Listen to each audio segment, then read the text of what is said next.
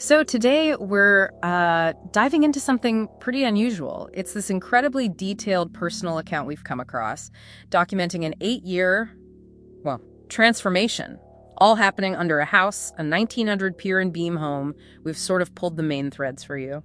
Yeah, it's quite the narrative. What grabs you is the focus on this 37-year-old homeowner and his documentation of what he calls a developing relationship. A relationship with with a creature apparently living in the crawl space. It's only about, 30 inches high, right under the master bathroom. He got in through a little panel there. Okay, wow. And it starts out almost normal. Well, normal-ish. He finds what he thinks is just a skinny black cat down there maybe 8 years back. Right, a cat that wouldn't come out. So he starts leaving it food. Pilfered food, yeah.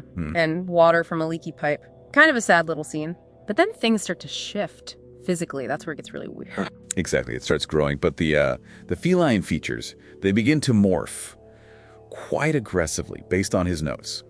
And the breathing, he notes, becomes really audible, human-like even, like a child's breathing. And the trigger for this big change, it's just junk food. It seems like it. He admits feeling a bit like a teenager himself, sneaking treats. So he starts sharing his own stuffed Skittles and Mountain Dew with this creature. Late at night, right? After his wife and kids are asleep. Keeping it all secret. Totally secret. And he even mentions, kind of oddly, that the creature seemed to handle the bugs that the sugar attracted, like pest control. Okay, so Mountain Dew and Skittles. And then what happens? Well, the transformation accelerates dramatically.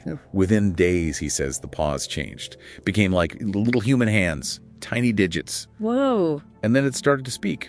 Softly at first, but understanding him. This is bizarre. And he leans into it. He doesn't, freak out. Quite the opposite. He seems to view it as therapy. His word. He actually makes the crawl space more habitable. Drags in an old baby mattress. Wow. Yeah, and runs an extension cord down there for a lamp.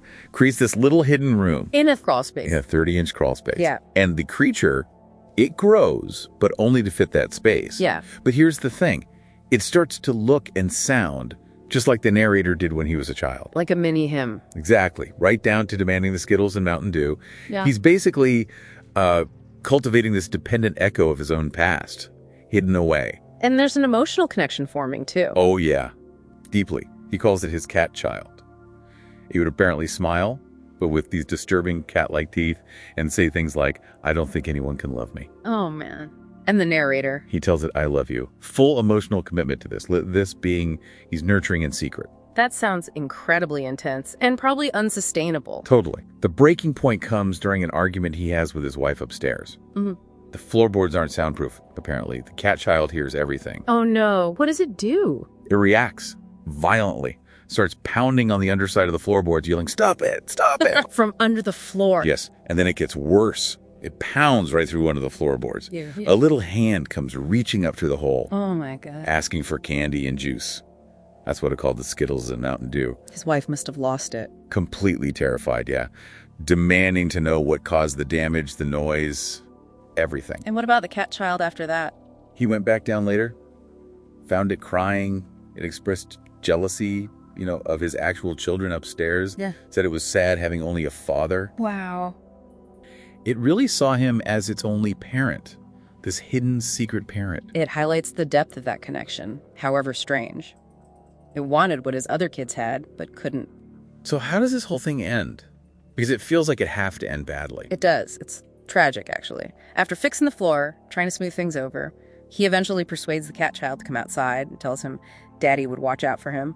Outside, into the sunlight. And as soon as the sun hits its skin, the account says it gave him this giant hug and then just crumbled away, turned to dust, essentially. Just gone. Gone. The narrator describes collapsing in grief right there. And that's where the documentation stops. That's the end of the narrative itself. He adds a note saying he's been in therapy for years since. Still reflecting on that, quote, special summer with his cat child. The whole document is like proof of this reality he constructed. Fueled by sugar and secrets. Pretty much. So you're left wondering, aren't you? What does this incredibly intense, very short relationship tell us? This need for a perfectly controlled companion modeled on his own past. What does this say about escaping complexity, maybe? Even if it fractures his real family life. It's a lot to think about. That need for a connection entirely on his own terms. Definitely something to mull over. We'll leave it there for you until our next deep dive.